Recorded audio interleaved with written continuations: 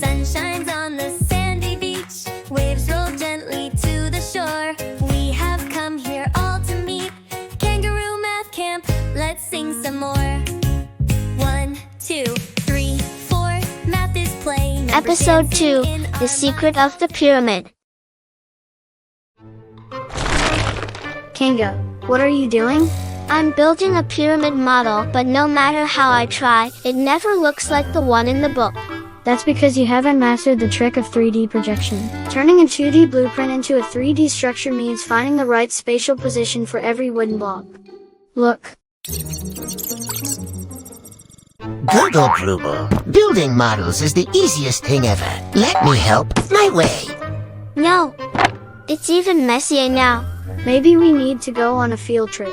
The ancient Egyptians were masters of spatial geometry, and their pyramids are the best textbooks of all. Yay, we get to see the pyramids with our own eyes.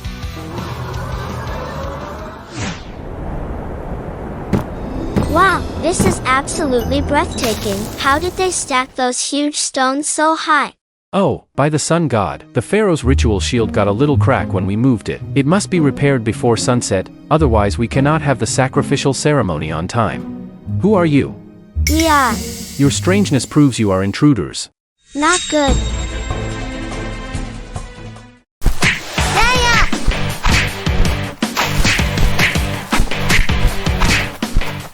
We are seekers of knowledge from China, and we have come here to learn mathematical knowledge. Ah, my sincerest apologies. Seekers of knowledge, please help me. This is the Pharaoh stone shield, and we have to fix it so it's totally smooth with no cracks at all. This looks like a geometry puzzle.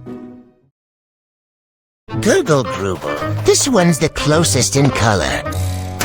Muddle Master, you're making things worse. Every artifact in ancient Egypt has a spirit pattern. It's not just about the shapes fitting together. The decorative carvings have to make a full special meaning too. Try spinning it in your mind. This piece needs to be turned around. Let me try the mental spinning. PC, spin it 90 degrees to the right. Thank the sun god for bestowing wisdom upon you. As a token of gratitude, I shall grant you one wish. Could you tell us about the wisdom behind the structure of the pyramids? Sure, but only those who pass the test can truly grasp the wisdom behind it. The secret of symmetry is hidden in the pyramids, and every stone used in their construction must be marked and verified with a seal. You need to find the right stamp that matches the pattern on each seal.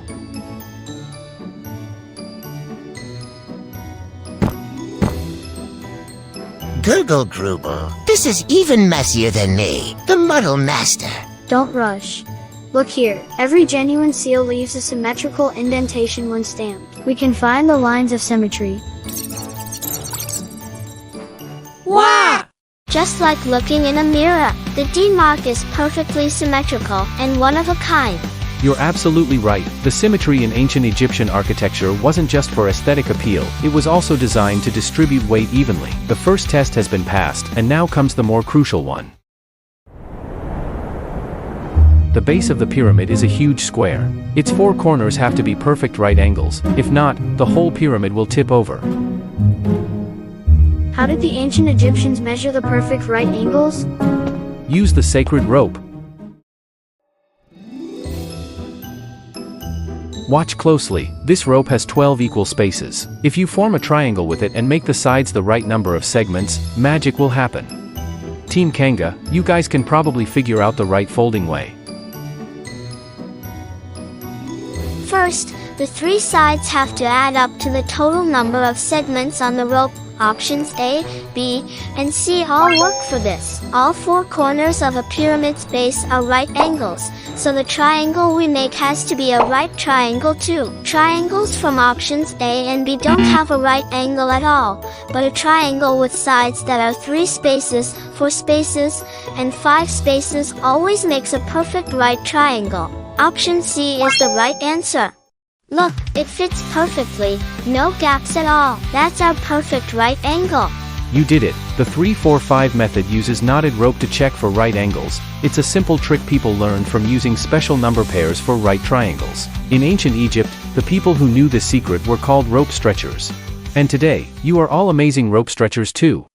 A long, long time ago, when the ancient Egyptians divided up their land, they made an awesome discovery. If you square the two short sides of a right triangle and add them together, the total is exactly the same as the square of the longest side. A smart mathematician named Shang from ancient China also found this cool rule super early on, and he even shared it with his friend Gong. We use this rule everywhere in our daily lives. For example, if you want to know how big a TV screen is, measure its length and width, then use the Pythagorean theorem to figure out the length of the diagonal. Or when you climb stairs, you can use it to calculate how long the slanted part of the stairs is too.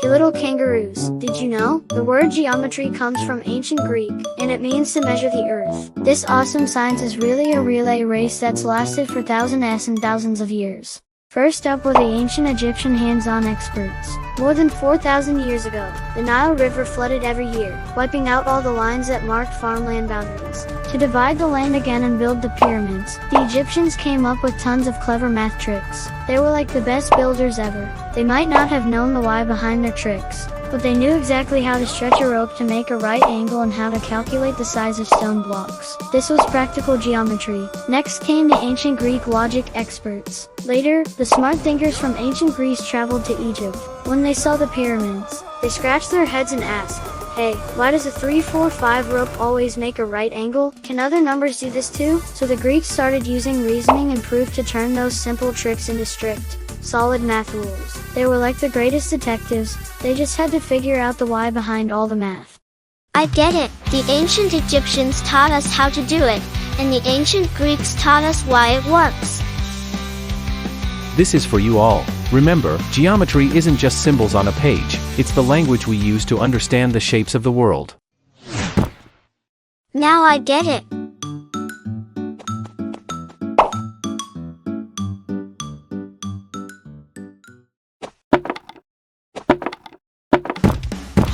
Now I'm a space master too. Hey little kangaroos, today we traveled to ancient Egypt together. We explored the spatial thinking, symmetry thinking, and geometric thinking in pyramid building, and learned about the Pythagorean theorem. Let's take a look at this problem together. Lois looks at the pyramid from above. What does Lois see? Pyramid is built from cubes with a side length of 10 cm. And climbed up and over the pyramid, as shown by the red line. What is the length of the path walked by the ant across the pyramid? A. 30 cm, B. 60 cm, C. 70 cm, D. 80 cm, E. 90 cm. So, did you get the answer? See you next time, little mathematicians. Where should I go next? Smart friends, tell us in the comments.